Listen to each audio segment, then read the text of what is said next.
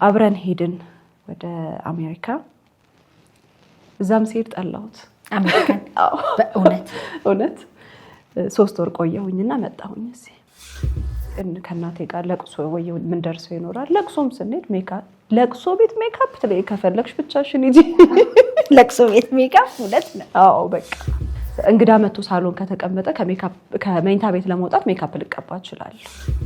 ፊቴን ቀን በሜካፕ ሸፍኘው ላለው ከዛ ማታ ገብቼ ቤት ተጣጥቤ ተኛለሁ አይደለ። ጠዋት ስነሳ ምናልባት የትራስ ልብሴ ደም በደም ሆኖ ልነሳ እችላለሁ። ምክንያቱም ለሊት በጣም ያሳክከኛል ፊቴን። አሁን ይሄ ሂውማን ሄር ነው አይደል? አይደለም በደንብ ከታየ ሂውማን ሄር ተጠቃሚ አይደለም። በፊትም አልነበርኩም። ከወለድኩኝ በኋላ ራሱ 45 ኪሎ ነበርኩኝ። ስንት ደረሽ? ከ45 85 ቀን ላይ አምሮብሽ ለጥቶ ትችያለሽ። ሜካፕ ተቀብተሽ ዘንጠሽ ሆድሽ በሆነ ነገር አስሬ ምናምን ልሆን እችላለሁ። ማታ ስትገቢ ግን ከራስሽ ጋር ነሽ። በቃ አንቺና አንቺ ናችሁ ያላችሁት። የእንቅልፍ መድኃኒት በጣም ነበር የምወስደው። የራስ ምታት መድኃኒት በአድቪል ምናምን እንባል በጣም ነበር የምወስደው። በጣም እንደ ስልጣኔ ቆጥሬው 1 ሼልፍ ነበረኝ የመድኃኒት። አሉ ደግሞ አንዳንድ ህመሞች አሉ በአማርኛ ብቻ የምንታመማቸው። ዶክተር ወዳጄነህን ከኢትዮጵያ ጥሪ ያቀርበንለት መጥቶ 10 ስቴት ላይ ተዘዋውራችሁ በደንብ ቱር አደረጋችሁ። እሱ አሁን ስምረት ቢዩቲ የኔ ምርቶች ለሁሉም ቆዳ የሚስማሙ ብዬ ማስተዋወቅ አልችልም፣ ግን ለአብዛኛው የሀበሻ ቆዳ የሚስማሙ ተደርገው ነው የተሰሩት። ለኛ የደረሱልን ትከሻዎች እንደነበሩ ሁሉ እኛም መድረስ የምንፈልግባቸው ቦታዎች አሉ። ለሆኑ ሰዎች ትከሻ መሆን እንፈልግ ነበረ።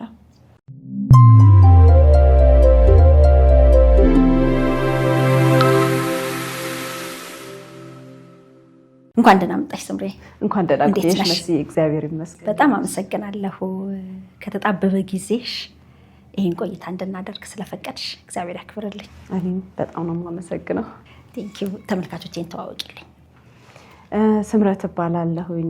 በትክክለኛው ስሜ አስመረት፣ ግን የምታወቀው ስምረት በሚለው ነው። ለምንድን ነው ከአስመረት ወደ ስምረት? የቤት ስሜን የነበረው እየተጠራሁኝ ያደግኩት ስምረት በሚለው ነው። ያኛውን የሆነ ቦታዎች ላይ ሲሄድ ከወረቀት ላይ ታይቶ ካልተጠራው በስተቀር አላውቀውም፣ አልለመድኩትም እና ስምረት በሚለው ነው እየተጠራሁኝ ያደግኩትኝ።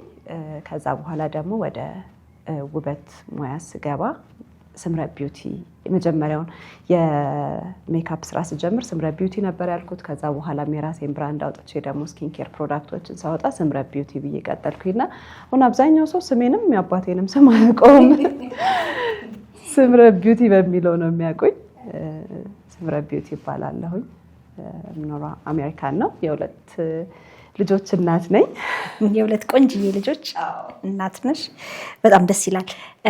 ወደ ራስሽ የውበት ስራ እንዲሁም ደግሞ የስኪን ኬር ብራንድ የሆኑ እስክታወጪ ድረስ መቼም እንዲሁ በቀላሉ ስለፈለገች ስምረት ብድግ ብላ እዛ ላይ አልደረሰችም። ህይወት እንዴት ነበር? ወደ አሜሪካ ጉዞሽ፣ ልጅነትሽ፣ አሁን ያለሽው በልጅነትሽ የተመኘሽው የወደድሽው ነው ወይስ በአጋጣሚ ነው ወደዛ? በልጅነት የተመኘሁትና የወደድኩትን አይደለም፣ ግን የእውነት በልጅነት የተመኘሁትና የወደድኩት ምን እንደነበር እርግጠኛ አይደለሁኝ። በሂደት ነው ወደዚህ የደረስሽው? በሂደት ነው። በቃ ከሆነ ከእድሜ በኋላ የሚመጣ ነገር ነው።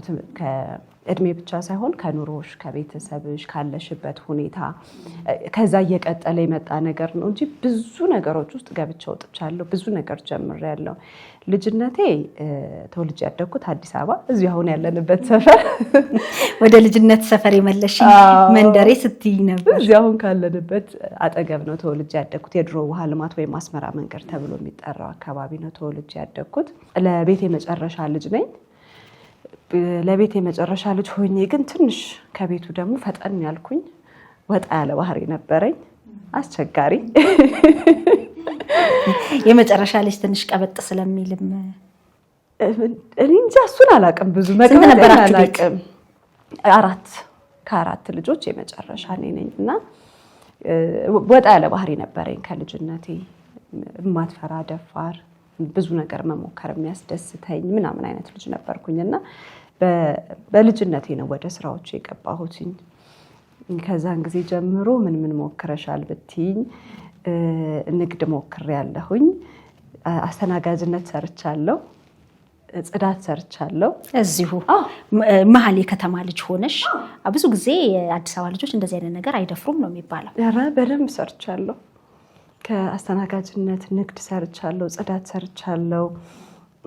ጆይ ሴንተር የኦቲስቲክ ልጆች ማዕከል መጀመሪያ ሲመሰረት አሲስታንት ቲቸር ሆኜ ሰርቻለሁ። ፀጉር ቤት ሰርቻለሁ፣ ሞዴሊንግ ሰርቻለሁ። በተገኘው ነገር ሁሉ በቃ ምንም እረፍት የለኝ። ጽሁፍ ሰራ ነበረ። የተወሰኑ ጋዜጦችና መጽሔቶች ላይ የመስራት አጋጣሚው ነበረኝ። የፊልም ዝግጅት አልወጣም እንጂ እሱንም ሞክሬያለሁ። ዳንስ ሰርቻለሁ። እንግዲህ ጥበብ ዓለም ውስጥም ነበርሽ፣ ከዛ ደግሞ የተለያዩ ስራዎች ውስጥም ነበርሽ። በየትኛው ብትገፊ ይሳካልሽ ነበር ለሚለው እንግዲህ በተለይ ደግሞ በፊልሙ በጥበቡ ዓለም ብትገፊ እንዴት ነው የሚለው ያስቆጭሻል? አይ አያስቆጨኝም። የኔ የነበረ ነገር አይመስለኝም። ማለት በቃ ሁሉም ላይ ገብቼ መውጣቴን ነው እንጂ በትክክል ይሄ ህልሜን አውቄው ነገ መሆን የምፈልገውን ነገር አውቄ ምናምን አልነበረም። በቃ የምችል የመሰለኝ ቦታዎች ላይ በሙሉ ገባለሁ። እረፍት የለኝም። እንዴት ወደ አረብ ሀገር ሄድሽ? አረብ ሀገርም ቆይተሻል። ከአረብ ሀገር ነው ወደ አሜሪካ ሄድሽው? እንዴት ሄድሽ? አረብ ሀገር መጀመሪያ አንድ ወቅት ላይ ካስታወስሽ ይሄ ሴቱ ሁሉ ወደ ቤሩት የተባለበት ሰዓት ነበረና 16 ዓመቴ ነበር ይዛኔ። በ16 ዓመቴ 18 ዓመቴ ነው ብዬ ነው ለመሄድ የሞከርኩትኝና ፌል አደረገብኝ። አልተሳካልኝም፣ አልሄድኩም። በቃ በጣም ለእኔ ትልቁ ኪሳራ ይዛኔ እሱ ነበር። ለምን? በቃ አረብ ሀገር መሄድ ማለት የህይወት መቀየሪያ ነበር የሚመስለኝ እና ውጤት የተበላሸባቸው ማትሪክ ውጤት ያልመጣላቸው በቃ እንደ አማራጭ በቃ ምን ችግር አለ አረብ ሀገር መሄድ ይቻላል የሚል መልከታም ነበር። እሱ ብቻ ሳይሆን እኔ ትምህርቴን አቋርጬ ነው ልሄድ የተነሳሁት። ማትሪክ ራሱ አልወሰድኩም በዛ ሰዓት። ግን ምን ተጽዕኖ ያሳደረብኝ ይመስለኛል፣ እናትና አባቴ ረጅም ጊዜ አረብ ሀገር ኖረዋል፣ ሳውዲ ኖረዋል። የተዋወቁት እዛ ነው፣ የተጋቡት እዛ ነው። ታላቅ እህቴ የተወለደችው እዛ ነው። እኔ ነኝ አዲስ አበባ የተወለድኩትኝና ያደግኩት ከአረብ ሀገር የመጣ እቃ ባለበት ቤት በደንብ የሚወራበት እያየሁ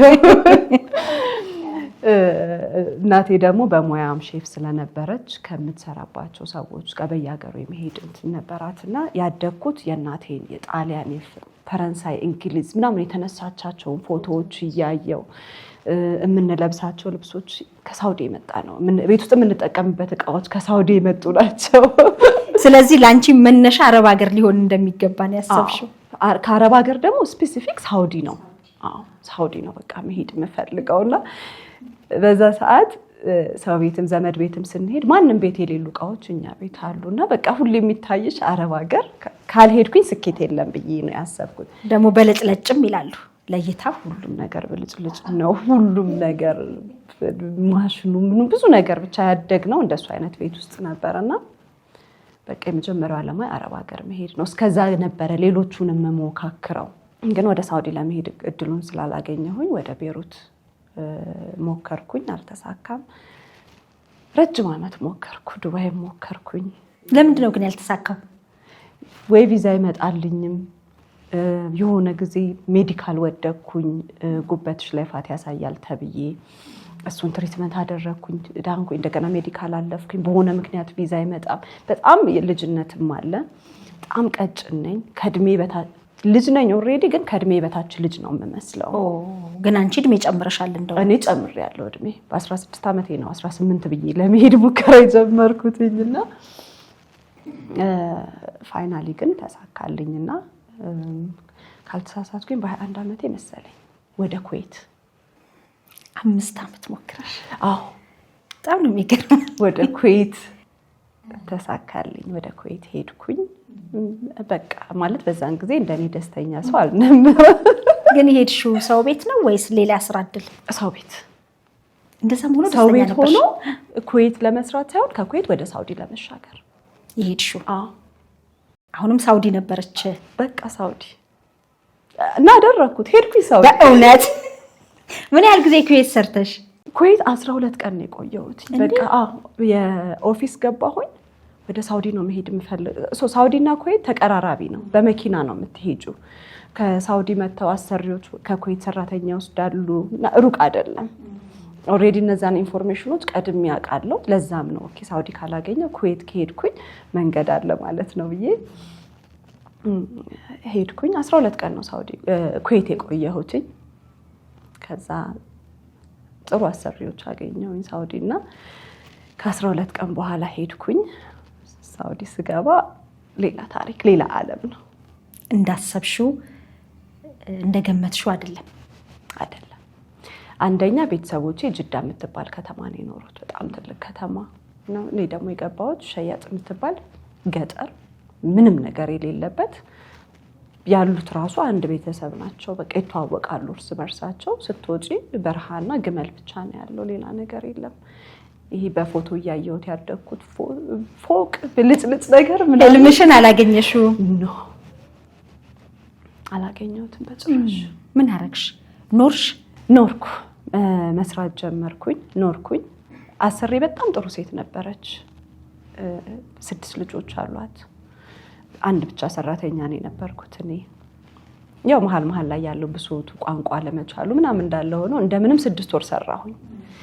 ከዛ ከ6 ወር በኋላ የአሰሬ ዘመድ ሰራተኛ ነበረች ከስሪላንካ ነው። እሷ ደግሞ የመጣችውና ለምንድን ነው ግን እዚህ የምትኖሪው? ለምን ወደ ኦማን አትሄጂም? ኦማን እኮ በጣም የተሻለ ኦፖርቹኒቲ ያለ እኔ ኖሬበታለሁ አለችኝ። አሁን አለማስተዋል ነው እንጂ ኦማን ከሳውዲ ከተሻለ ለምን ራሷ አልሄደችም ብዬ መጠየቅ እችል ነበር። እሷ እዛው እየኖረች እሷ ኦማን ደግሞ በዱባይ ውስጥ ያለች አንድ እንትን ነች ወይስ ለብቻው? ራሷን የቻለች ሀገር ነች። እሷ እዛ ኖራ እንግዲህ ስላልተመቻት ነው ሳውዲ የመጣችውና በቃ መከረችኝ። እሷ እንዴት ነው መሄድ የምችለው ስላት እኔ አገናኝሻለሁ ሰዎች አለችኝ። አስኮበለለች። አዎ አገናኘችኝ። በአትክልት መኪና ተጭኜ ጠፍቼ እዛ ሄድኩኝ። ኦማን ገባሁ። እዛ ስገባ ደግሞ ጭራሽ በቃ ካሰብኩት ከነበርኩበት የባሰ የከፋ። ጠፍተሽ ነው ወይስ ወረቀትም የለሽ? ወረቀት የለኝም። ወረቀቴን ኦልሬዲ አሰሪዎቼ ጋር ሳውዲ ትቼ ነው ጠፍቼ ነው የሄድኩት። ሱዳኖች ነበሩ እንደዚህ የሚያሻግሩ በመኪና ተከፍሏቸው ምናምን። ሄድኩኝ። ይቀበሉሻል ያለችኝ ሰዎች ነበሩ። እነሱም አልተቀበሉኝም።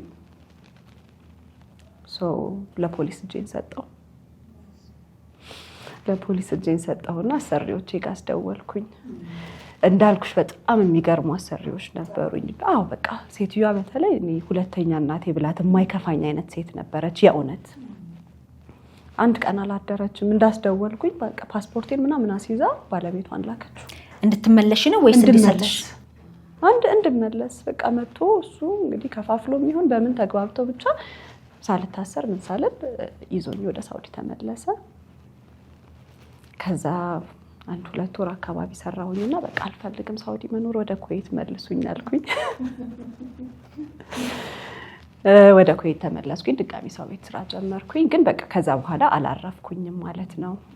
ኦኬ እሺ በቃ አረብ ሀገር ያሰብኩት ነገር አይደለም፣ ምናልባት ለኔ የሚሆን ነገር አይደለም። ግን ያለኝ አማራጭ ምንድነው ማድረግ የምችለው ማለት ጀመርኩኝ። ሬስቶራንት ሄድኩኝ።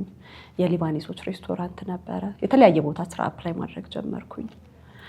እነሱ ጋር አፕላይ ያደረኩኝ፣ ኢንተርቪው አደረጉኝ። ቋንቋ ለምጄ ነበር። ያው ቤት ውስጥ አረብኛ ይወራ ስለነበር ትንሽ እውቀቱ ነበረኝና በ8 ወር በደንብ ለምጃለሁኝ።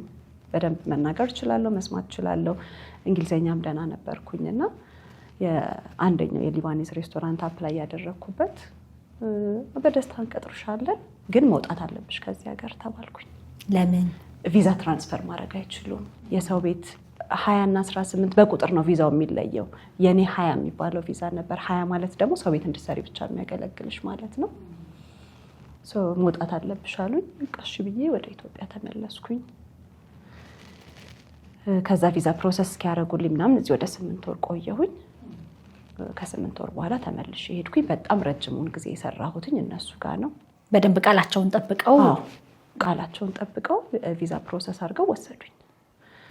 እነሱ ጋር ስገባ እንደ ሰርቨር ሆኜ ነው የገባሁት ግን እስከ ዳይኒንግ ካፒቴን የሚባል ትልቅ ፖዚሽን ድረስ ረጅም ዓመት እዛ ነው የሰራሁት። የት ቢውሉ ምን ቢሰሩ ስንት ቢያገኙ ለርሶ ገመናው ዓለሙ ቤቱ እንጂ ሌላ ምን አለ? በአማኮን ሪል ስቴት ከስራውም ከማህበራዊ ጉዳዮቹም በማያራርቅ በከተማችን አማካይ ስፍራ በባምቤስ በአትላስና በካሳንቺስ የገነባቸውን ለአይን የሚያሳሱ ውብ ምቹና ሁሉ የተሟላላቸው ባለ 2 እና ባለ 3 መኝታ የተንጣለሉ አፓርትመንቶችን አቅርቦሎታል። ከ2 እስከ 4 ቤዝመንት ቆሻሻ ማስወገጃ፣ ሁሌም በተጠንቀቅ ዝግጁ የሆነ መጠባበቂያ ጀነሬተር፣ የውስጥ መገናኛ፣ ንብረትና ደህንነቱ በንስር አይን 24 ሰዓታት የሚጠበቅበት መከታተያ ካሜራ፣ መስተናገጃና የእንግዶች መቀበያ እልፍኝ። ምኑን እንንገሮ? ይሄ ቀር የሚባል ምንም እንዳይኖር ጥርት ጥንቅቅ አድርገን ገንብተን እየጠበቅኖት ነው። የቀሩን ውስን ቤቶች ተሸጠው አልቀው ወይ ነዶ ብለው ሳይቆጩ በቶሎ ወስነው በ0955 97 11 11 ወይንም ደግሞ በ0955 98 11 11 ላይ ፈጥነው ይደውሉ። ኑሮን ያደላድሉ።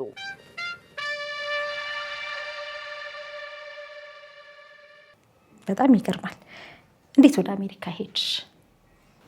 ወደ አሜሪካ አግብቼ ነው ሄድኩትኝ። እዛው የተዋወቅሽው ሰው ነው? አዎ ኩዌት እያለሁኝ የተዋወቅኩት የድሮ ባለቤቴ ነበረ። እንትን ብዬ አይደለም ይሄ አስቤበት አሜሪካ ለመሄድ ምናምን ብዬ አልነበረም ሄድኩትኝ። ከተጋባም በኋላ ቪዛ ፕሮሰስ አደረገልኝ። ከዛ እሱ ከስራ መልቀቅ ነበረበት።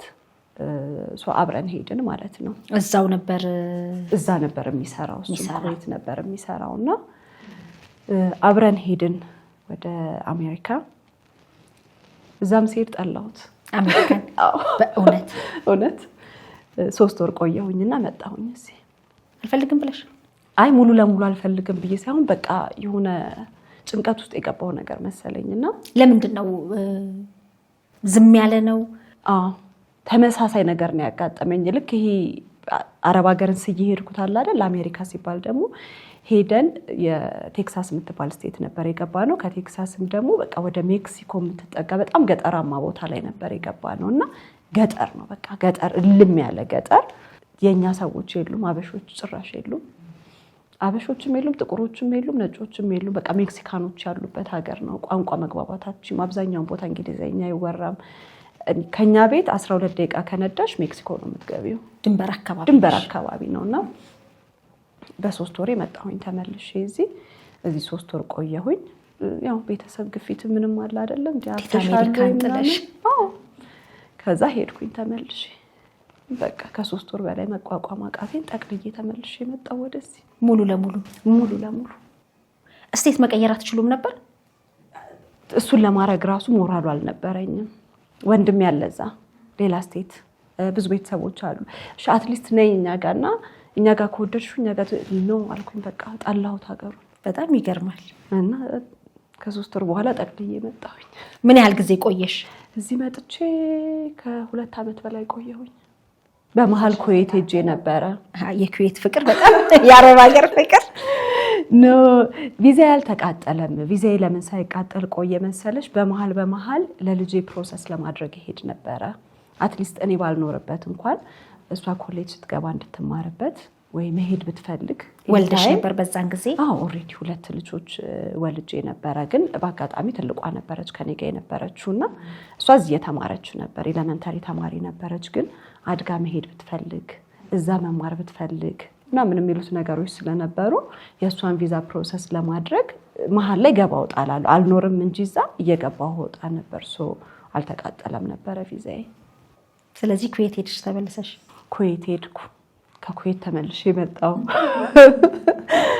እዚህ ስራ ጀመርኩ። የኬክ ስራ ጀመርኩ መሀል ላይ። ያው በቃ እንደዛ ያልኩኝ ብቻ ቆየሁኝ የተወሰነ ጊዜ።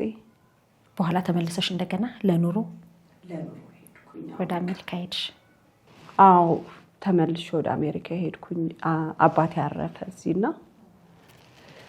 ከዛ ደግሞ እዚህ ደግሞ ጠላሁት።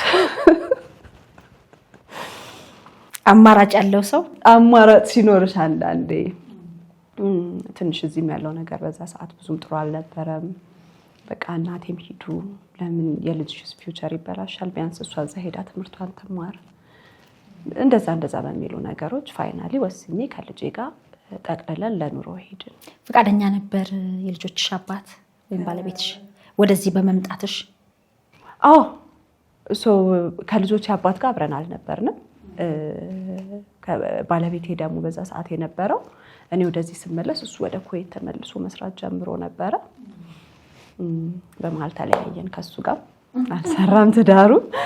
ከሱ ጋርም ተለያየን። እኔና ልጄ ነበርን። ተመልሰን በቃ ለኑሮ ብለን ልጄም ለመሄድ ፍላጎት ስለነበራት እሷን ይዤ ሄድኩኝ።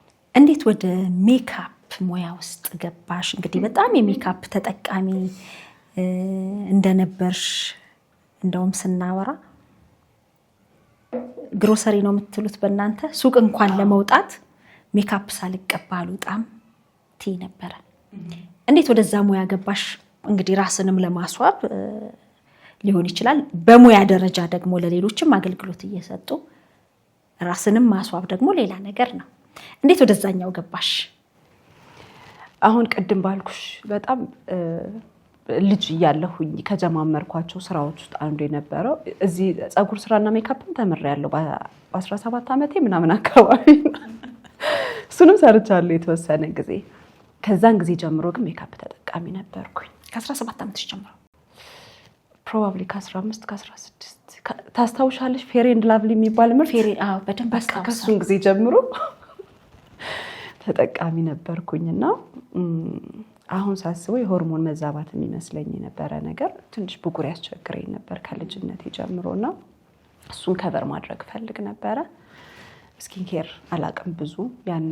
አንዳንዴ በልብስ ሳሙና ትታጠቢያለሽ፣ በገላ ሳሙና ትታጠቢያለሽ፣ ላይ አናቅም ነበረ። ስኪን ታይፕ ምናምን የሚባሉትን አናቅም ነበርና ከዛን ጊዜ ጀምሮ ነው ሜካፕ መጠቀም የጀመርኩት። ልክ አረብ ሀገር ሲሄድ ደግሞ ሜካፕ እዛው ነው በደንብ አለ። ዋይቲንግ ክሬም፣ ማንጫ ክሬሞች፣ የትኛው ለየትኛው ቆዳ ይስማማል ምናምን የሚለውን ነገር አላውቅም፣ ግን ሜካፕ እጠቀማለሁ። በቃ የምጠቀመው ሜካፕ ፊቴን እያበላሸው እንግዲህ ፎቶዎቹን አይተሻል። በተወሰነ ደረጃ እየባሰበት ነው የሄደው ቆዳዬና ያንን ለመሸፈን ሞር ተጠቃሚ እየሆንኩኝ መጣሁኝ። እሱ እየጎዳው እንደሆነ አልገባሽም?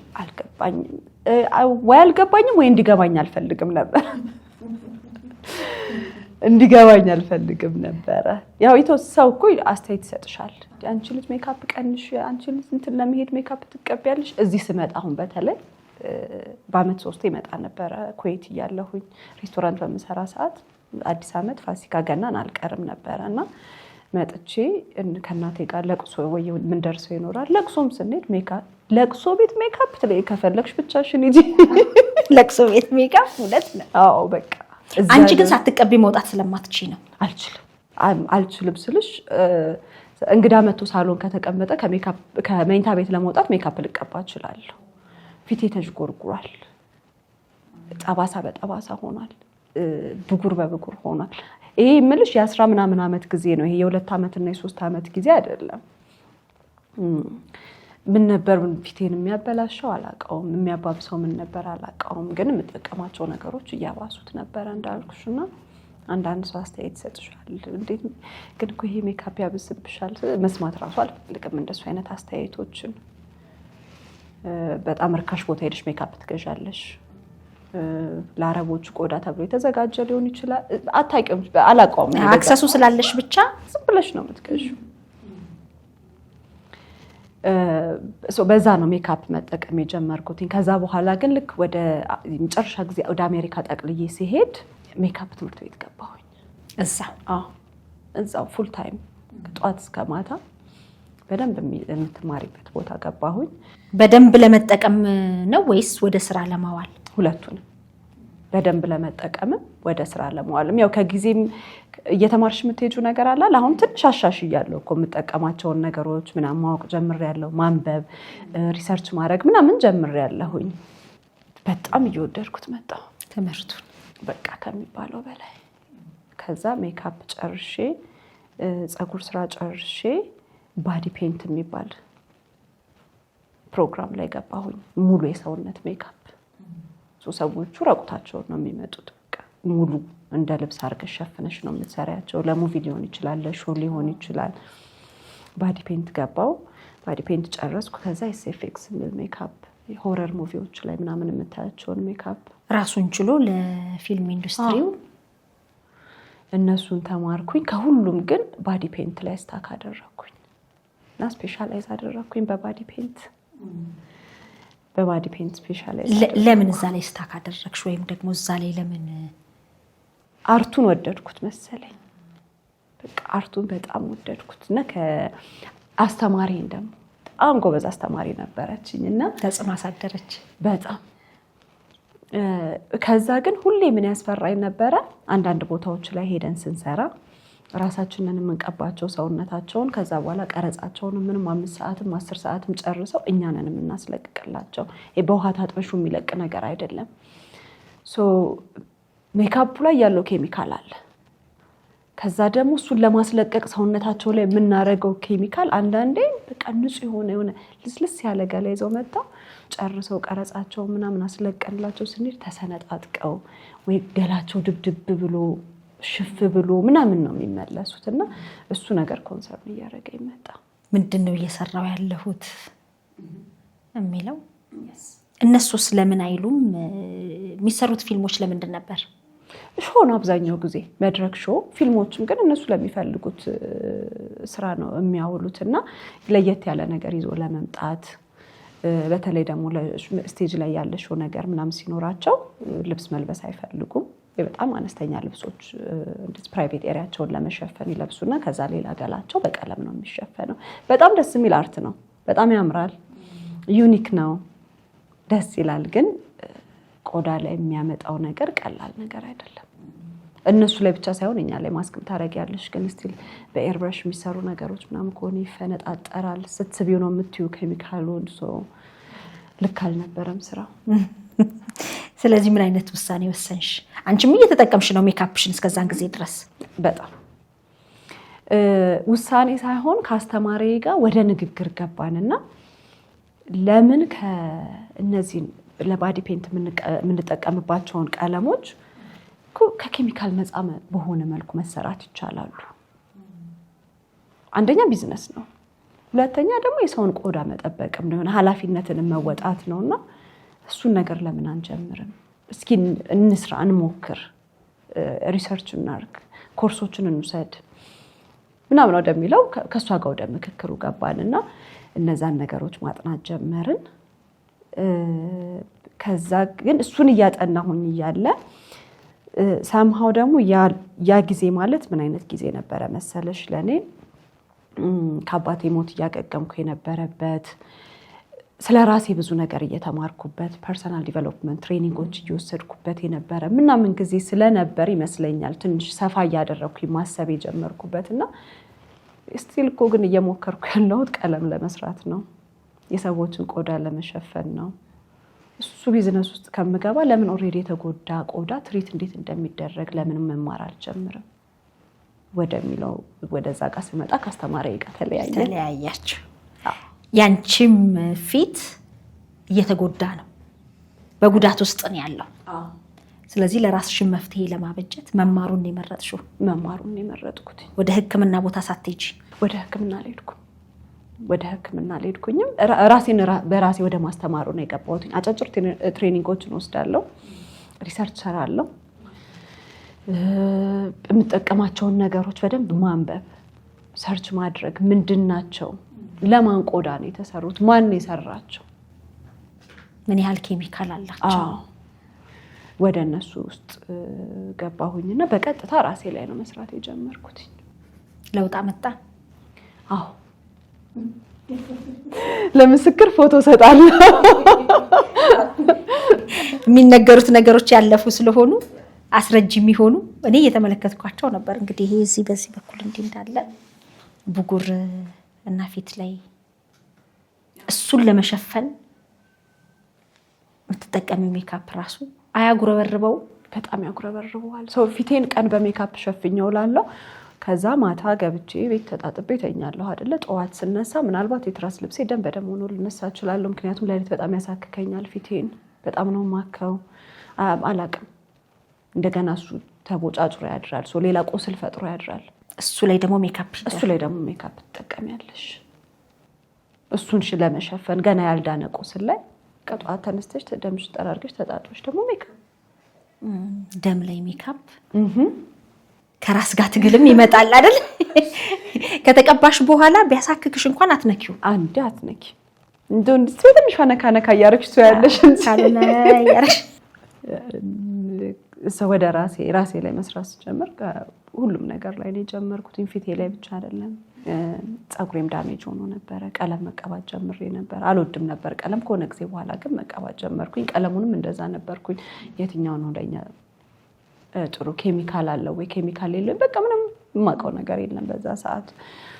ፀጉሬ ላይ፣ ፊቴ ላይ፣ ራሴ ላይ፣ አስተሳሰቤ ላይ፣ ሰውነቴ ላይ ሙሉ ለሙሉ የኑሮ ዘይቤሽን ሁሉ ነው ላይፍ ስታይልሽን ሙሉ ለሙሉ። ፀጉሬን ስትይ አሁን ይሄ ሂውማን ሄር ነው አይደል? አይደለም፣ ይሄ ተፈጥሮ ፀጉሬ ነው። ታይ አዎ፣ ለግቢና እንድንካው እንዴት ነው? አሁን እኮ መተማመን ጠፍቷል። እኔ እንኳን በዚህ በኩል ቆዳሽ ይታየኛል፣ ግን ቆዳ የሚመስሉ የሚለጠፉ ነገሮችም ስላሉ አይ ዝም ብለን መሀል ላይ ከፈል እናድርገው በዛ ጋር በደንብ ከታየ ሂውማን ሄር ተጠቃሚ አይደለሁም። በፊትም አልነበርኩ። የት ቢውሉ ምን ቢሰሩ ስንት ቢያገኙ ለርሶ ገመናው ዓለሙ ቤቱ እንጂ ሌላ ምን አለ? ባማኮን ሪል ስቴት ከስራውም ከማህበራዊ ጉዳዮቹም በማያራርቅ በከተማችን አማካይ ስፍራ በባምቤስ በአትላስና በካሳንቺስ የገነባቸውን ለአይን የሚያሳሱ ውብ ምቹና ሁሉ የተሟላላቸው ባለ 2 እና ባለ 3 መኝታ የተንጣለሉ አፓርትመንቶችን አቅርቦሎታል። ከ2 እስከ 4 ቤዝመንት ቆሻሻ ማስወገጃ፣ ሁሌም በተጠንቀቅ ዝግጁ የሆነ መጠባበቂያ ጀነሬተር፣ የውስጥ መገናኛ፣ ንብረትና ደህንነቱ በንስር አይን 24 ሰዓታት የሚጠበቅበት መከታተያ ካሜራ፣ መስተናገጃና የእንግዶች መቀበያ እልፍኝ። ምኑን እንንገሮ? ይሄ ቀር የሚባል ምንም እንዳይኖር ጥርት ጥንቅቅ አድርገን ገንብተን እየጠበቅኖት ነው። የቀሩን ውስን ቤቶች ተሸጠው አልቀው ወይ ነዶ ብለው ሳይቆጩ በቶሎ ወስነው በ0955 97 11 11 ወይንም ደግሞ በ0955 98 11 11 ላይ ፈጥነው ይደውሉ። ኑሮን ያደላድሉ።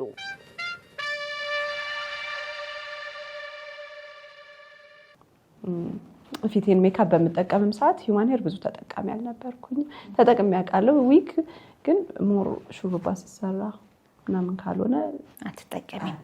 ስለዚህ የተጎዳ ፀጉርሽንም ወደ ማከም ወይም ደግሞ ትሪት ወደ ማድረጉ የተጎዳ ፀጉሬን፣ የተጎዳው ቆዳዬን፣ ሰውነቴም እንደዛ ነበር። በጣም ቀጭን ሆኜ ነው ያደግኩት። እኔ ከወለድኩኝ በኋላ ራሱ 45 ኪሎ ነበርኩኝ። ምንድን አልታረሽም ወይስ? አይ በቃ በተፈጥሮ ቀጭን ነበርኩኝ። 45 ኪሎ በጣም አዎ። ታላቅ እህቴ ደግሞ ኪሎዋ ከኔ አንስ ነበረ እና የሰዎች አስተያየት ይረብሸኝ ነበረ። ልክ የፊቴ አስተያየት እንደሚረብሸኝ የሰውነቴ ደግሞ በቅጥነት የሚሰጡ አስተያየቶች ምቾት አይሰጡኝም ነበርና ፊትሽም ላይ ይሰጥ ነበር አስተያየቱ። ሜካፕ ሸፍነሽውም እኮ ይታያል። 3 አስተያየቶች አሉ ከውጭ የሚመጡና ቅጥነትሽ እንደውም እኮ ቅጥነት እንደ ውበት ነው የሚቆጠረው አይደል? ያኔ አይቆጠርም ነበር። ሞች ያኔ አይቆጠርም ነበር። አሜሪካ ሆነሽ ነው? አይ እዚህና ኩዌት እያለሁኝ ነው የምልሽ። አሜሪካ ስሄድማ ኦልሬዲ በቃ የውፍረት ጆርኒን ጀምሬዋለሁኝ። ልወፍር ብለሽ? አዎ በጣም ነበር መወፈር የምፈልገው። አረብ ሀገር መጀመሪያ እንደሄድኩኝ አካባቢ ትንሽ ወፈርኩ፣ በጣም ደስ አለኝ። ከዛ ደግሞ እዚህ ስመጣ ከሳሁኝ በጣም ተመልሼና በጣም ለመወፈር ጥረት አደረግ ነበርና ወፈርኩኝ። የተመኘሁትን ውፍረት አገኘሁት፣ ግን የምፈልገው ቦታ ላይ ስደርስ ማስቆም አቃተኝ። ስንት ደረሽ? ከ45 85 ሌላ አንቺንም ያህል ማለት ነው። 85 ኪሎ ገባሁኝ። ከዛ ግን መቆማል። ለመወፈር ምንድን ነበር የምታደርጊው? መቼም አሁን የብዙዎቻችን ለመክሳት ነው ብዙ ጥረት የምናደርገው። ለመወፈር ሲባል እንዴ ሊሉ ይችላሉ። ግን ምን ታደርጊ ነበር ለመወፈር? ለመወፈር መድኃኒት ወስድ ነበር። አማዞን ላይ ኦቨር ዘ ካውንተር የሚሸጡ መድኃኒቶች፣ ያወፍራሉ የተባሉ መድኃኒቶች ምንም የሚቀረኝ ነገር የለም። መስል ያወጣሉ የተባሉ ነገሮች የሚቀረኝ የለም። ጂም ሄዳለሁ። ፐርሰናል ትሬነር አለኝ። ለመወፈር ነበር ግን የምሰራው፣ ለመቀነስ ሳይሆን። ከዛ ግን ያው እንዳልኩሽ የሆኑ ቦታዎች ጋር ስደርስ መቆም አቃተኝ ሰውነቴና። በምን ያህል ጊዜ ነው ይሄ ግን? አመት በማይሞላ ጊዜ። በጣም ይገርም። ወደ አዲስ ስራም እየገባሁኝ ስለነበር አንዳንድ የተበላሹብኝም ስራዎች ነበሩ። ስትረሱም አለ። ከነበርኩበት ስቴት ሙቭ እያደረግኩ ነበረ። ላይፍ ስታይሌ ተቀይሮ ነበረ ብቻ መሀል ላይ እና 85 ኪሎ ከገባሁ በኋላ ነው አንድ ላይ አያይዤ የተጎዳውን ፊቴን፣ ያልወደድኩትን ሰውነቴን። ያው አንዳንድ የራሳችን አክሴፕት ያላደረግነውን ነገር አለ ሰዎች አክሴፕት እንዲያደርጉልን የምንጠብቀው። ከራስ ጋር ጸብ ይኖራል? ጦርነት የታወጀ ጦርነት። በቃ ቀን ላይ አምሮብሽ ለቱ ትችያለሽ፣ ሜካፕ ተቀብተሽ ዘንጠሽ ወደሽ በሆነ ነገር አስሬ ምናምን ልሆን እችላለሁ። ወይ ማታ ስትገቢ ግን ከራስሽ ጋር ነሽ። በቃ አንቺና አንቺ ናችሁ ያላችሁት። አክሴፕት ካላደረግሽ ያለሽን ነገር ባለሽ ነገር ደስተኛ ካልሆንሽ ያንን ነገር ለመቀየር እየሞከርሽ ካልሆነ ደግሞ የማታ ማታ ስትገቢ ጦርነት አለ። ጆሮሽ ላይ የመጣ የሚጮህ የሰዎች አስተያየት፣ የፌስቡክ ኮሜንት። ፌስቡክ ደግሞ ተጠቃሚ ነሽ? ሁሌም ሶሻል ሚዲያ ተጠቃሚ ነበርኩኝ። ስለዚህ ይሄ አጠቃላይ ላይፍ ስታይልሽን የቀየርሽው? ላይፍ ስታይልን ቀየርኩኝ። ግን እሱን ከመቀየሬ በፊት መልቲፕል በሆኑ ዲስኦርደሮች ዲያግኖስ ተደረግኩኝ። ADHD ነበረኝ። ዲፕሬሽን ውስጥ ነበርኩኝ። እንዳልኩሽ ይሄ በሰውነትና በምናም ብቻ የመጣ ሳይሆን መሀል ላይ የመጡ ብዙ ነገሮች ነበሩ። ከአባቴ ሞት ጋር ተያይዘው የመጡ ከዛ የጀመሩ ከዛም በፊት የነበሩ ግን ብሎክ ተደርገው የቆዩ ኢሞሽኖችም ወጡ። ከዛ ደግሞ ሰውነትሽን ስትጠዩ፣ ፊትሽን ስትጠዩ፣ ያለሽበትን ሀገር ስትጠዩ በቃ ሁሉም ነገር ተደራረበና መልቲፕል ዲስኦርደር ዲያግኖስ ተደረግኩኝ። እሱ ይመስለኛል የመጨረሻው ዌክ አፕ ኮል የነበረው። ስለዚህ መፍትሄው ምን ሆነ? ይህንን አምነሽ ተቀበልሽ? እሱ ሆነ መፍትሄው፣ አምኖ መቀበሉ። በቃ ይሄ አምናር ኦኬ የሚለውን ነገር አክሴፕት ማድረጉ ነበር የመጀመሪያው መፍትሄ የሆነው። ዲያግኖስ እንደተደረግኩኝ ወዲያውኑ ወደ መድኃኒት ነበረ ፕሪስክሪፕሽን የተሰጠኝ። በጣም ክሮኒክ የሆነ ራስ ምታት ነበረብኝ። በጣም ያመኝ ነበር ራሴን ምናምንና ለሱ ብሎ መድኃኒት ሰጡኝ። እኔ መድኃኒቱን መጀመር አልፈለኩኝም። ከዛን ጊዜ ጀምሮ መድኃኒት ላይ ዲፔንድ ሆንኩኝ። ማለት ወደፊት ምንድነው ልሆን የምችለው? የሜዲካል ተማሪ ባልሆንም በዙሪያ ብዙ ሰዎች አውቃለሁ ፒልስ ሳይዙ መንቀሳቀስ የማይችሉ እንደ ቀልድ መድኃኒት መውሰድ የጀመሩ። በጣም መድኃኒት ወስድ ነበር። እኔም ይሄ ፕሪስክሪፕሽን የሚለውን ያስደነገጠኝ። በትዕዛዝ የሚወሰድ በትዕዛዝ አንቺ ፈልገሽ ይሄ ይሻላል ብለሽ የምትወስጂው ነበር? ግን እሱን ወስድ ነበረ። የእንቅልፍ መድኃኒት በጣም ነበር የምወስደው። የራስ ምታት መድኃኒት በአድቪል ምናምን የሚባል በጣም ነበር የምወስደው። በጣም እንደ ስልጣኔ ቆጥሬው አንድ ሼልፍ ነበረኝ፣ የመድኃኒት ሼልፍ እና የሁሉም ነገር። አሁን እኔ ጨጓራ በሽታ የለብኝም፣ ታመም ያላቅም። የጨጓራ መድኃኒት ግን አለ እኔ ቤት። ምንድነው እሱ? በቃ አይ ቲንክ አክሰሱን ሳገኝ ስልጣኔ ነው የመሰለኝ። ሁሉንም ነገር በቃ መደርደሪያ ላይ ይሆን አይነት ሰው መድኃኒቱን ወደ ጎን አደረኩኝ። ፕሪስክሪፕሽኑን አልወስድም አልኩኝ። በራሴ መንገድ ነገሮችን ኦኬ አክሴፕት አድርጌዋለሁ። አሁን ያለሁበትን ነገር በቃ አምኜ ባልፈልገውም አምኜ ተቀብያለሁ። ሰው ምንድነው ማድረግ ያለብኝ ወደሚለው ነገር ገባሁኝ። ቴራፒ ማየት ጀመርኩኝ። ላይፍ ስታይሌን ሙሉ ለሙሉ ቀየርኩኝ። ከነበርኩበት ስቴት ወጣሁኝ፣ ወደ ሌላ ስቴት ሄድኩኝ። ላይፍ ስታይል እኔ ራሱ ማላውቀው ሌላ ታሪክ ሆነ። አመጋገቤን ቀየርኩኝ፣ የምተኛበትን ቀየርኩኝ፣ ወርክአውት የተቀየረ፣ ከሰዎች ጋር ማወራበት ቶን ተቀየረ፣ የምሰማቸው ሙዚቃዎች ተቀየሩ፣ ማነባቸው መጽሐፎች ተቀየሩ። በቃ ሙሉ ለሙሉ በትዕዛዝ። ይሄንን የሚያግዝሽ ባለሙያ ኖሮ ነው ወይስ በራስሽ? ነበሩ መሀል ላይ እዚህም ሀገር በኦንላይን ያገኘኋቸው የረዱኝ ሰዎች ነበሩ።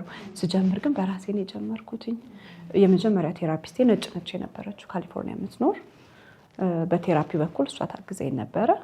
ከዛ ውጭ ያሉትን ነገሮች ግን ሙሉ ለሙሉ በራሴ ነበር የጀመርኩት። የተወሰነ መንገድ ከሄድኩኝ በኋላ ባለሙያዎች ማየት ጀምሬያለሁ። ምክንያቱም አክሴፕት አደረግኩት እንጂ ትልቁ ችግር ምን ነበረ?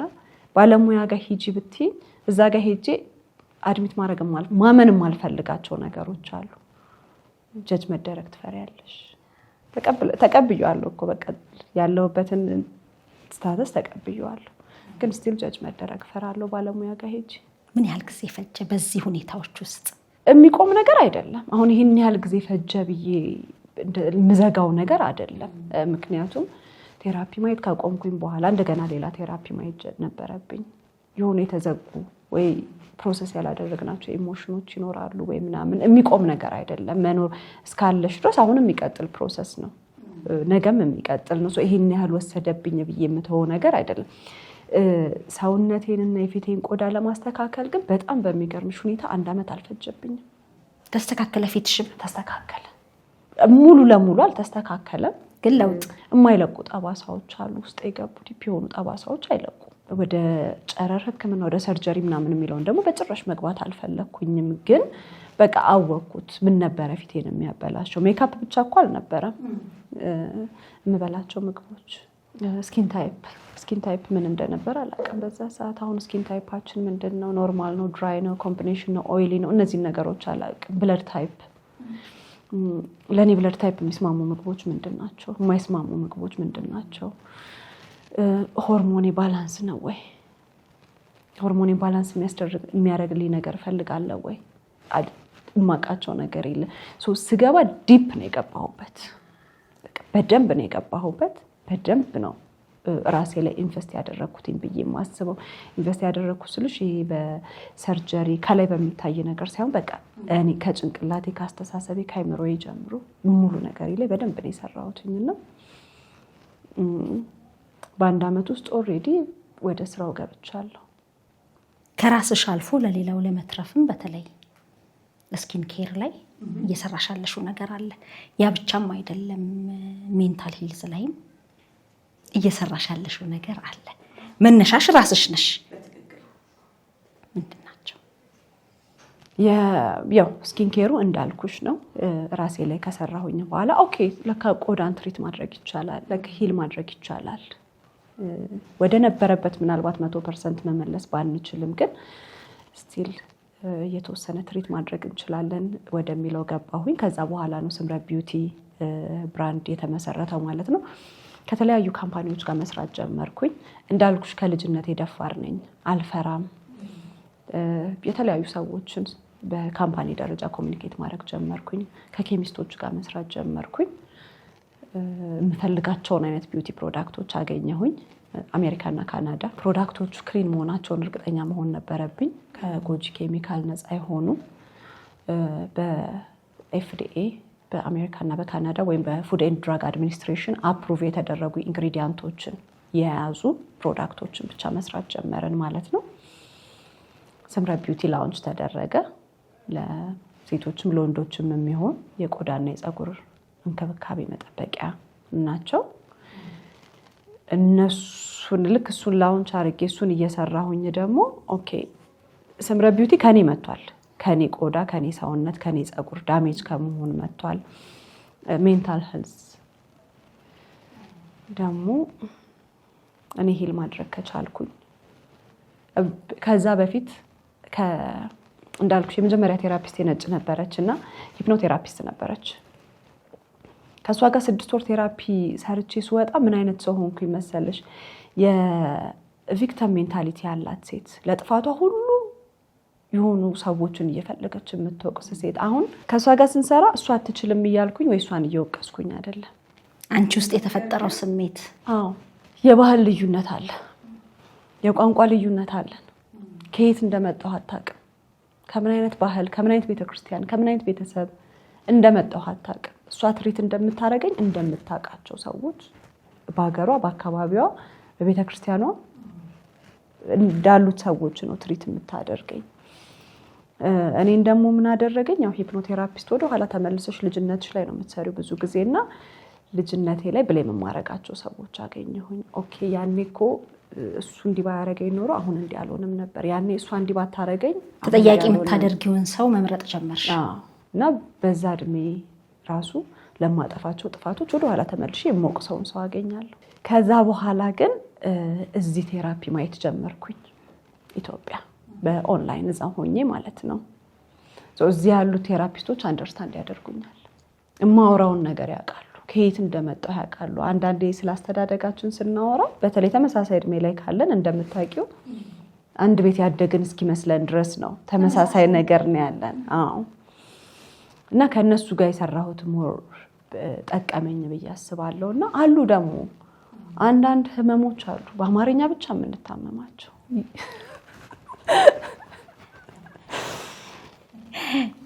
ህልም ነበር ሲባል ማስታወስ አሉ። የሆኑ እንባዎች አሉ በቃ በአማርኛ ብቻ ማልቀስ የምንችላቸው የፈለገ ቋንቋ ብትቺ መናገር ማትችያቸው። መድኃኒቶችም እንደዛ አይዞሽ ብቻ መባል የሚፈልግ ህመም አለ። አይዞሽ በእንግሊዘኛ የለም አይመጣውም፣ በደንብ ትርጉም አይሰጥሽም። እኔን መባል የምትፈልጊባቸው ሞመንቶች አሉ። በቃ እነሱ ብቻ መድኃኒት የሚሆኑሽ ማለት ነውና ከሀገሬ ልጆች ጋር እዚህ ሀገር ካሉ ቴራፒስቶች ጋር መስራት ስጀምር በቃ በደንብ አንደርስታንድ በደንብ የሂሊንግ ጆርኒን ቀላል አደረጉልኝ እና ኦኬ ሰውነቴን ወይም ቆዳዬን ሂል አድርጌያለሁ፣ ወደ ሰዎች መፍትሄ ገብቻለሁ። በሜንታል ሄልዙም ግን እኔ ይህን ያህል መንገድ መምጣት ከቻልኩኝ እኔም እኮ መድረስ የምችለው አንድ ሰው ሊኖር ይችላል ብዬ በቀጥታ ወደ ትምህርት ነው የገባሁት። ሜንታል ሄልዙ ላይ በጣም ይገርማል። ሜንታል ሄልዝ አድቮኬት አደርጋለሁ፣ ሰራለሁ፣ ከተለያዩ ግሩፖች ጋር ሰራለሁ ምናምን። ግን በፕሮፌሽናል ደረጃ በቃ ሰርቲፋይድ መሆን ፈለኩኝና ተማርኩኝ። ሰርቲፋይድ ትራማ ኢንፎርምድ ኤንድ ሂሊንግ ፕራክቲሽነር ሆንኩኝ። የተለያዩ መድረኮችንም እያዘጋጃችሁ ነው? አዎ። ብዙዎች ጋር ለመድረስ ውጤታማ ነበር? በጣም ልክ እኔ እንደሄድኩበት አይነት መንገድ የሄደች ደግሞ አንድ ጓደኛ አለችኝ። እሷ ደግሞ በሜንታል ሄልዝ ሳይሆን በኦቲዝም፣ ልጇ ኦቲዝም ነው። ኦቲዝም ኖር አይተዋለች እና ለእኔ በደረሱልኝ ብላ የምታስባቸው የነበሩ ነገሮች ወይም ደግሞ ደርሰውላት የጠቀሟትን ነገሮች ሰዎች ጋር ማድረስ የምትፈልግ ልጅ ነበረች። ኤደን አባተ ትባላለች። አትላንታ ነው የምትኖረው እና ከእሷ ጋር ስንመጣ በተለያየ ነገር ሆኖ ግን አንድ አይነት ቪዥን ነው የነበረን።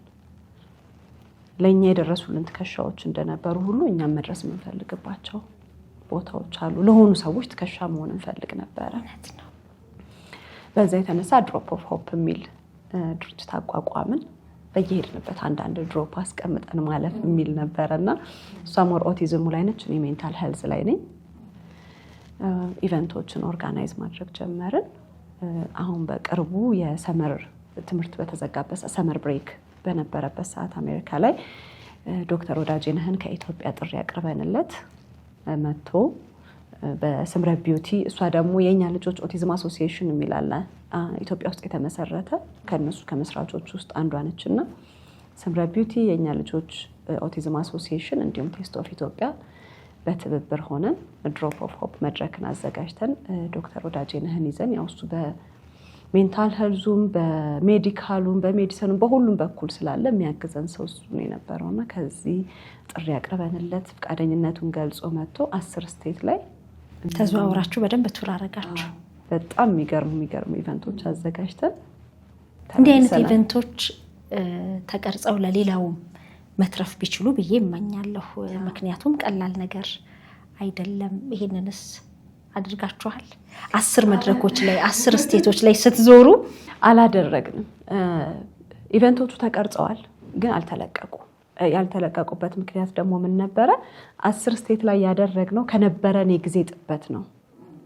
ዶክተር ወዳጄነህ መሐረነ ከነበረው የጊዜ ጥበት ጋር በ2 ወር ነው 10 ስቴት ያዘጋጀ ነው። አንዳንድ ቦታ ላይ በአንድ ሳምንት 3 ኢቨንት 3 ስቴት ያዘጋጀንበት ጊዜ ነበረና ከዛ በላይ መቀጠል አልቻልንም። ምክንያቱም ዶክተር ወዳጄነህ መመለስ ነበረበት ወደ ኢትዮጵያ፣ እኛም የተወሰኑ ወደ ስራዎቻችን መመለስ ቀላል አልነበረም። 2 ወር ስራ፣ ቤት፣ ልጅ፣ ትምህርት ምናምን ጥለሽ መዞርና መመለስ ስለነበረብን ነው 10 ስቴት ላይ ያቆምነው እንጂ አላለቀም። ስራው ይቀጥላል። በደንብ ታዳሚ ነበር ወይም እዛ ላይ የሚገኙ ሰዎች ነበሩ? ካሰብነው በላይ አብዛኛው ስቴት ላይ አንድ ቦታ ነው ብዙ አቴንዳንስ ያልነበረን ብዙ ታዳሚ ያልነበረን እንጂ ሌላው ቦታው ላይ ከሚባለው በላይ ብዙ ሰው ጋር ደርሷል። ኮሚኒቲ ሰርቪስ ነው የነበረው። በነፃ ነው ያዘጋጀነው ኢቨንቶቹን። መግቢያ ክፍያ ምናምን ያደረግነው ነገር አልነበረም። አንዳንድ ስቴቶች ላይ የኢትዮጵያ ኮሚኒቲ አግዘውናል። አንዳንድ ስቴቶች ላይ ስፖንሰሮች ነበሩን።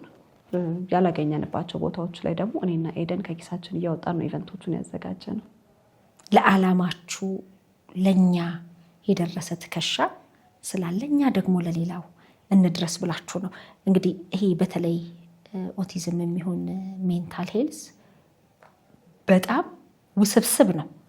እንዲህ በአንድ እንትን የምትገልጸው አይደለም።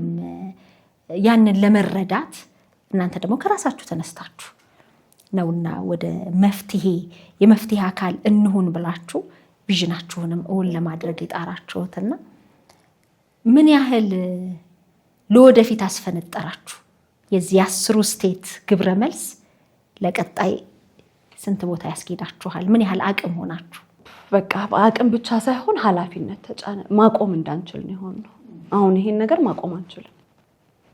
የነበረው የሰው መልስ፣ የሰው እንባ፣ እዛ መድረክ ላይ የምትሰሚው ነገር፣ ከመድረክ ጀርባ ስትወርጂ የምትሰሚው ነገር አንደኛ በቃ የእኛን ችግሮች ወይ አለፍን ብለን የምናስብባቸውን ነገሮች በጣም ቀለል አድርገን እንድናይ ነው የረዳን። የባሰም ነገር እንደዚህ ይቻላል እንዴ እስክትይ ድረስ ማለት በቃ ሰው እንደዚህ ችሎ መኖር ይቻላል እንዴ የሚል ጥያቄ በጣም ጠንካራ ነን ብለን የምናስብ የነበረ ሰዎች እዛ ቦታ ላይ ደግሞ ሄደሽ እነሱን ስታገኚ የነበረው የሰው ምላሽ ይደገም የሚሉ ስቴቶች የተደገመባቸው ስቴቶችም አሉ። ግን ከዛ በኋላ የነበረው ጥሪ ከተለያየ ስቴት ከኢሮፕ ፕሊስ እዚህም ታስፈልጉናላችሁ ነው፣ ከኢትዮጵያ መቆም እንዳይችል ሆኖ ነው መሰረት የያዘው ብዬ ነው የማስበው። በተለይ እንዳልኩሽ በነፃ ማድረጋችን ትንሽ ምክንያቱም አንዳንዴ እንደዚህ አይነት ኢቨንቶችን ስታገኝ ያው የሰውኛ አስተሳሰባችን አለ አይደለ የሆነ ገንዘብ መሰብሰቢያ ምናምን ተብሎ ሊታሰብ ይችላል። ይሄኛው ግን ኮሚኒቲ ሰርቪስ ነው የነበረው፣ ክፍት ነበር ለማለት። ግን ወጪ አልነበራችሁም እናንተ? በጣም ብዙ ወጪ ነበረን። እንዳልኩሽ አንዳንድ ቦታዎች ላይ ኢትዮጵያ ኮሚኒቲ አግዘውናል። አንዳንድ ስቴቶች ላይ ስፖንሰሮች ነበሩን በፈቃደኝነት ሬስቶራንት ያላቸው፣ ሱቅ ያላቸው፣ የአበሻ ሱቅ ያላቸው፣ ስሞል ቢዝነስ ያላቸው፣ ኢንዲቪዥዋል ምንም ነገር የሌላቸው ኦኬ እኔ ምን ላግዛችሁ ዓላማውን የደገፉ ምናልባት እዛች ከተማ ላይ ለምንቆይባት 2-3 ቀን መኪና ከመስጠት ጀምሮ ሊሆን ይችላል፣ አዳራሽ ከመስጠት ጀምሮ እየተባበሩን ስፖንሰር ያደረጉን ሰዎች ነበሩ። በዛው ልክ ደግሞ ሙሉ ለሙሉ ከኪሳችን አውጥተን ደግሞ ያዘጋጀንባቸው ቦታዎችም ነበሩ። አሁን ኢትዮጵያም ታስፈልጋላችሁ እየተባላችሁ ነው። አውሮፓም ካናዳም ኑልን እየተባላችሁ ነው። በምን መልኩ ልትደርሱ ነው? ብዙ ጥሪ እየቀረበልን ነው። በተቻለ መጠን በቅርቡ ለመጀመር እያሰብን ነው። በድጋሚ ሁለተኛውን ቱር ለማዘጋጀት ትንሽ የሚይዘን ምንድን ነው፣ እኔ በሚመቸኝ ሰዓት ኤዱ ላይ መቻት ይችላል፣ ኤዱ በሚመቸኝ ሰዓት ዶክተር ላይ መቸው ይችላል። ሶስታችንንም የሚመች ስኬጁል ማውጣት አለብን። ሁላችንም ስንሄድ ጥለን የምንሄደው ብዙ ነገር አለ። የልጆች ትምህርት ቤት፣ ስራ፣ ኑሮ፣ ላይፍ ኢን ጄኔራል ጥለሽ ነው የምትሄጂው እና ሩቅ ስለሆነ ደግሞ ድርስ ብለሽ ለአንድ ሳምንት የምትመጭበት ነገር አይደለም። እሱን ለማስተካከል እየሞከርን እንዲሁም ከሌሎች ባለሙያዎችም ጋር ለመስራት እያሰብን ነው። ከመጣሁኝ ያገኘኋቸው በጣም ብዙ ሰዎች አሉ። እዚህ ያገኘኋቸው ከኛ ጋር አብረው ቱር ለማድረግ ፈቃደኛ የሆኑ እዚህ ብታዘጋጁ ደግሞ በዚህ መልኩ ስፖንሰር እናደርጋቸዋለን፣ እኔ ይሄን ከቨር ማድረግ እችላለሁ የሚሉ በጣም ብዙ ስፖንሰሮች አግኝቻለሁ። አሁን ከመጣሁኝ እንኳን ይቀጥላል። ይሄስ የቆዳ እንክብካቤው እኛንስ ይመለከታል? የሸገር ኢንፎ ሚዲያ ተከታታዮች፣ ምክንያቱም ከደም ታይፓችን ከቆዳ አይነታችን ጋር ሊስማማ የሚችል ነገር መጠቀም ሁሉም ይፈልገዋል።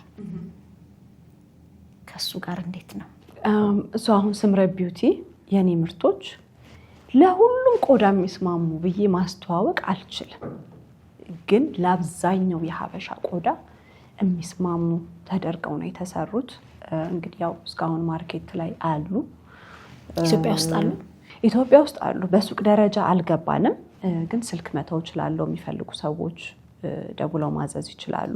ለምንድን ነው? ለምሳሌ ያህል ስልኩን እናስቀምጣለን። ምን የሆነበት ወይም ምን የሚያስፈልገው ነው የሚደውለው? ለአብዛኛው ብለን ስንል ምንድን ነው? ብጉር ለሚያስቸግረው ነው? ማዲያት ነው? ምንድን ነው? እንግዲህ ፕሮዳክቱ የሚያስፈልገው ፊትና ፀጉር ላለው ሰው ነው። ዝም ብሎ መጠቀም እንግዲህ አለ አብዛኛው ፕሮዳክት ማለት ነው። ስፔሲፊክሊ ሲሆን ግን ስፔሲፊክ ፕሮዳክቶች ብትይ አሁን ሞይስቸራይዘሩ እንዳልኩሽ ለሁሉም ብዬ ማስተዋወቅ ስለማለት ለአብዛኛው ቆዳ የሚስማማ ተደርጎ የተሰራ ነው። ኦይሊ ስኪን ታይፕ ላለው፣ ድራይ ስኪን ታይፕ ላለው፣ ኮምቢኔሽን ላለው የተለያዩ ፕሮዳክቶች ያሉት ምንድናቸው? ሳሙናዎች ናቸው። ሳሙናዎች የእርድ አለ፣ የከሰል አለ፣ የኮኮናት አለ። ከሰል እንዴት አይነት ነው የከሰል ሳሙና?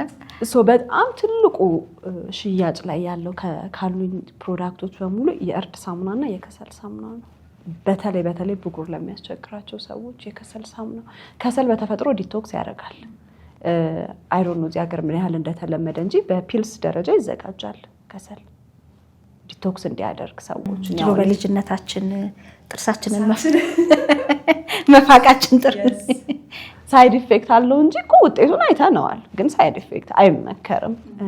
አሁን እየተለመዱ የመጡ በጣም ብዙ የጥርስ ማጽጃ ሳሙናዎች ላይ ከሰል ይገባል። እኛ ደግሞ በሳሙና አድርገን አምጥተነዋልና የእውነት በተለይ ብጉር ለሚያስቸግራቸው፣ ኦይሊ ስኪን ላላቸው፣ ሽፍታ ለሚያስቸግራቸው ሰዎች ኃላፊነቱን ወስዳለሁ ካልሰራ።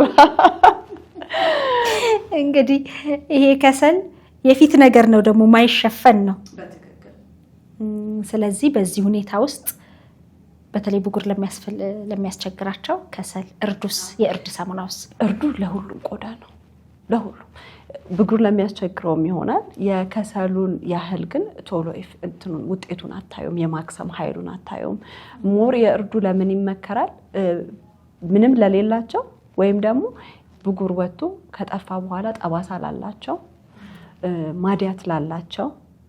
ይሄንን ስል ግን ማዲያት ያጠፋል እያልኩኝ አይደለም። ማዲያት ራሱን የቻለ ቶፒክ አለው፣ ራሱን የቻለ ነገር ነው። ማዲያቱ ያለው ከቆዳሽ በላይ ነው፣ ከቆዳሽ ውስጥ ነው። በሕክምና መታየት ያለበት ነገር ሊኖር ይችላል። ግን አንዳንዴ በፀሐይ በምናምን ከላይ የምትወጣ ማዲያት ከሆነች ለሱ ይመከራል የእርድ ሳሙናው። ማንኛውም ጠባሳ ላላቸው፣ ፊታቸው ላይ ጥቋቁር ነገር በፀሐይ የሚመጣ ፀሐይ ላይ ለሚውሉ ሰዎች እሱ ይመከራል። የኮኮናትና ሺያ በተር ደግሞ ደረቅ ፊት ላላቸው ነው። አሁን የኔ ፕሮዳክት ሆኖ የኮኮናትና ሺያ በተሩን እኔ መጠቀም አልችልም። ሱፐር ኦይል ቆዳ ነው ያለኝ እኔ በተፈጥሮ በጣም ወዛማ ቆዳ ነው ያለኝ። ስለዚህ እሱን አሁን መጠቀም አልችልም። ስለዚህ የቆዳን አይነትን ማወቅ ምን ልጠቀም ለሚለው በደንብ መፍትሄ ያመጣል። የፀጉሩስ? የፀጉሩ ቅባት ነው ያለኝ። የሚያሳድግ ነው ቅባት። ይሄ ምስክር ታያለሽ። እንግዲህ እኔም ተቀብቼ ትንሽ ቆይቼ እንዲህ እንዳለን አብረን ሁለታችንም እንላለን። ቅባቱም እንደዛው ኦርጋኒክ ነው፣ ከጎጂ ኬሚካሎች ነፃ ነው። አሁን በጣም እየታወቀ ከመጣው ከሮዝመሪ እና ሜንት የተሰራ ነው። ምንም ለማንም የሚጎዳ ነገር የለውም። የሻምፖና ኮንዲሽነር ለገበያ አቅርበን ነበረ። ትንሽ የሰው ፊድባክ ጥሩ ስላልነበር አሁን ሙሉ ለሙሉ ከገበያ አውጥቼዋለሁኝ። የእውነት የሰሩትን ነገሮች ነው ገበያ ላይ የማወጣው እንጂ እዛ ልጋ ወይ ብር ኢንቨስት ስላደረግኩበት ወይ ገበያ ላይ ስለወጣ ብቻ ግዙ እያልኩኝ ፑሽ አላደረግ። ከ7 በላይ ፕሮዳክት ከገበያ አስወጥቻለሁ። ጥሩ ስላልሆኑ ፊድባኩ ጥሩ ስላልነበረ ሙሉ ለሙሉ ከገበያ አስወጥቻለሁ። ያመጣው ዳሜጅ ነበር? ዳሜጅ ሳይሆን የአብዛኛው ፊድባክ መጥሮ ያልነበረው ፕራይስ ላይ ነው። የፕሮዳክቱ ዋጋና መጠኑ አልተመጣጠነም። በተለይ ሻምፖና ኮንዲሽነር ተወደደ። አዎ በርካሽ አድርጎ ለመስራት ደግሞ ኳሊቲውን መቀነስ ነበረብኝ። ለሚችል ሰው ለምን አልተውሽውም? አቅሙ ላለው የኛ ፀጉር ፕሮዳክት ይፈጃል፣ በጣም ፕሮዳክት ይፈጃል የኛ ፀጉር በተፈጥሮ አብዛኛው ያበሻ የኢትዮጵያና የኤርትራን ፀጉርና ፕሮዳክቱ ቆንጆ ነው ከሚልሽ ይልቅ ተወደደ የሚለው ከበዛ የመጀመሪያው ዓላማ ኦልሬዲ ታርጌት ያደረኳቸው ሰዎች እነሱ ጋር ሄዶ ያንን የሚፈልገውን ውጤት ካላመጣ አስፈላጊ አልነበረም። ሙሉ ለሙሉ ከገበያ አወጣኋቸው። አሁን ኦይሉ አለ፣ ሳሙናዎቹ እንዳልኩሽ 3ቱም አሉ፣ ሞይስቸራይዘር አለ፣ ለሁሉም የሚሆን ቫይታሚን ሲ ሲረም አለ እና የአይን ክሬም አይን ስር በተለያዩ ምክንያት ለሚጠቁርባቸው ውሃ ካለመጠጣት ሊሆን ይችላል፣ ካስተኛኘት ሊሆን ይችላል፣ ረጅም ሰዓት ስክሪን ላይ ከመቆየት ሊሆን ይችላል፣ መነጽር ሰንስክሪን ካለመጠቀም ከብዙ ነገር ለሚጠቁርባቸው እሱ ደግሞ ከኪያር የተዘጋጀ የአይን ክሬም አለ። ቁጥሩን አሁን በቂ ነገር ግን ይዘሻል። አሁን በእርግጠኝነት ይሄን ሲሰሙ የሸገር ኢንፎ ሚዲያ ተከታታዮች በትክክል ለመጠቀም ለማግኘት ይፈልጋሉ። አዎ በቂ ነገር አለ። እንግዲህ ያንቺ አድማጮች አገር ውስጥ ያሉ ብቻ አይደሉምና አሜሪካና አውሮፓ ያሉ የአማዞን ላይ ኦርደር ማድረግ ይችላሉ። ስምረት ቢዩቲ ብለው ቢገቡ ያገኙታል። የራሴ ዌብሳይት ላይም smretbeauty.com ላይ አለው፣ walmart.com ላይ አለው፣ ቲክቶክ ሾፕ ላይ ኢኮሜርስ የሌለበት የለም። ኢቤይ ላይ አለው፣ ቲክቶክ ሾፕ ላይ አለው፣ ኢትሲ ላይ ሁሉም ላይ አለ። ኢኮሜርስ ላይ በሙሉ እዚህ አዲስ አበባ ላሉ ለክልል ከተሞች ማድረስ አልጀመርንም ገና። አዲስ አበባ ላሉ ግን በ0909267575 ወይም ደግሞ 0943045454 ደውለው ፕሮዳክቶችን ማግኘት ይችላሉ። አካባቢ ያለ ወይስ መደወል ብቻ? መካኒሳ ነን። ቢደውሉ ግን ያሉበት ቦታ ድረስ ፍሪ ዴሊቨሪ አለን። ስለዚህ የመጀመሪያው አዛዥ እኔ ነኝ የምሆነው፣ ምክንያቱም ፀጉሬን ለማሳደግ ጥረት እያደረኩ ስለሆነ በፍቃደኝነት አመጣ ራሴ ነኝ ለአንቺ ዴሊቨር የማደርገው ራሴ ነኝ። በጣም ደስ ይላል ስምሪዬ፣ በእውነት ከራስሽ ከህይወት ካሳለፍሽው ተነስተሽ ወደ ውጤት ወደ መፍትሄ አንቺ የተጠቀምሽባቸውን ነገሮች ሌሎች እንዲጠቀሙ ለማድረግ እንግዲህ ይሄ አሁን የውበት መጠበቂያዎቹ ወይም የፀጉርን ቆዳ ወይም እንክብካቤን መጠበቁ እንደየፀጉራችን እንደየተፈጥሯችን የየራሱ ነገር ሊኖረው ይችላል። ድንገት ተነስቼ አንቺን ያህል ይድረስልኝ ማለት አልችልም። ግን አንቺ ተጠቅመሽበት የተሻለ ነው ያልሽውን ለገበያ አቅርበሻል። ሰው ደግሞ ተጠቅሞት የሚሰጥሽ በተለያየ መልኩ አስተያየት አለ። እስካሁን በዋጋ ምክንያት ተወደደ የተባለውን ከገበያ ላይ አንስቼዋለሁ ብለሻል። ሌሎች አሉ እንግዲህ ተመልካቾችም ተጠቅመው የሚሰጡን አስተያየት ይኖራል ብዬ አስባለሁኝ። ይሄም ሜንታል ሄልዝ ላይ እና ኦቲዝም ላይ እየሰራችሁ ያላችሁት ነገር በጣም ትልቅ ነው። በርቱ ማለት ነው የምፈልገው። በእውነት በጣም ደስ ብሎኛል ስላገኘሁሽ። ትቆያለሽ? አይ አሁን እንኳን አልቆይም፣ ብዙ ጨረሽ ቀንሽ? አዎ ከመጣሁም ትንሽ ቆይቻለሁኝ። ደግሞ መለስ ብዬ እዛ ያሉትን ስራዊ ሰራ አድርጌ ደግሞ መለስ። አዎ እንደሱ ይሻላል። አዎ በጣም ደስ ብሎኛል። እግዚአብሔር ያክብርልኝ። ቤተሰቦቼም ተመልካቾቼም ጥሩ ነገር እንዳገኙ ተስፋ አደርጋለሁኝ።